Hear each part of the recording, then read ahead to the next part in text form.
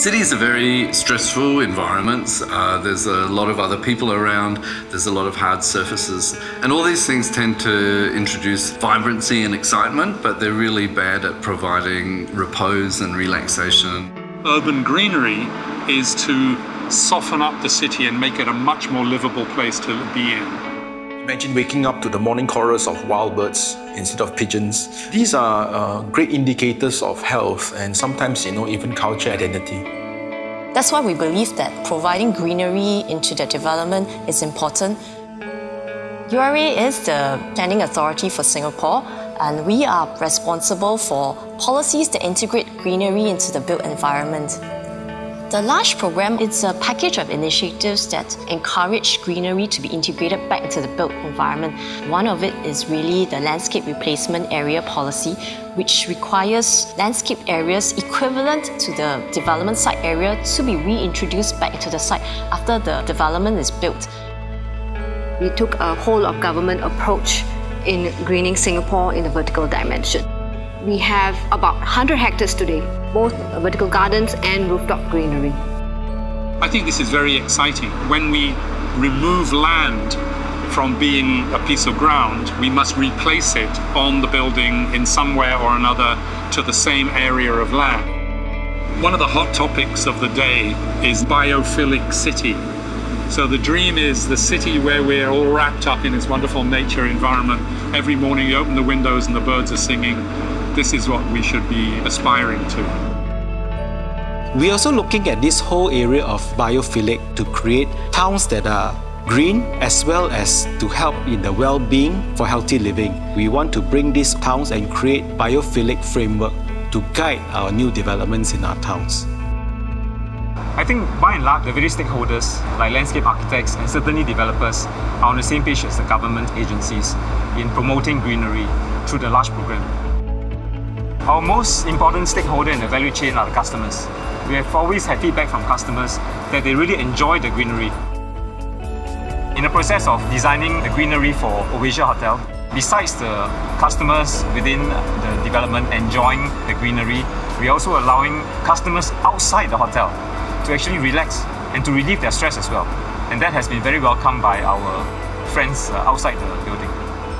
But the interesting thing is the Singapore vision is so compelling. Once people see the results, they really want that experience in their own city or climate.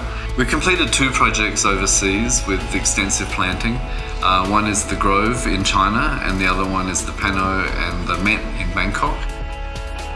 What we bring to the world is this institutional and soft skills for people, bringing all these ideas into a form of knowledge to create the ideal environment for people to succeed. We want to push the boundaries. We want to make sure that these green spaces that we create on built environments are more functional.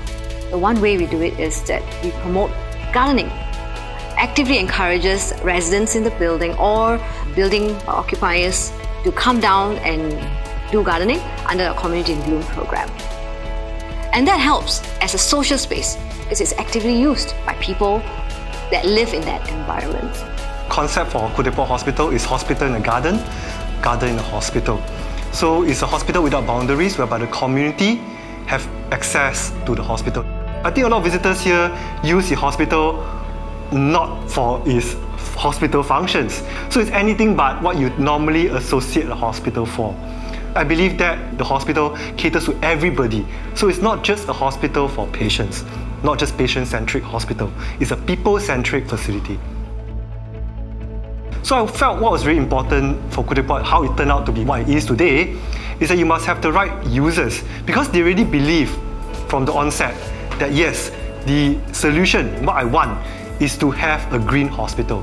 And green in all sense, not just meaning that it's a sustainable hospital, but literally full of plants and animals and insects because they feel that contribute to the overall healing environment that they believe in, that they want to create for its users. HDB has always considered greenery as a very important part of the HDB townscape. They also create spaces for residents to use. We get from residents that they do like the rooftop greenery and not just the greenery on the ground. This is also for our residents to enjoy. As long as we own it, we are part of the city. If we want to build a city, we must create it together. So this co-creation part and being the champion and the owner is very important. As Singapore becomes more mobile in terms of using electrical vehicles, etc., then foraging actually becomes a possibility. So your landscape becomes edible, not just turning to a farm, but literally pluck a pandan leaf off the road verge for your green bean soup. It will be very, really interesting.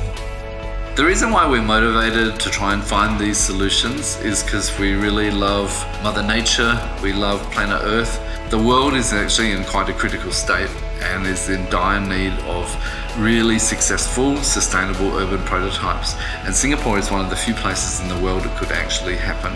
So we're really hoping to engage the Singapore public sector and see how the built environment can really support a Singapore that's self-sufficient in food, water, and in energy. And I think if that could be done, that would be amazing and the whole world would be taking notice.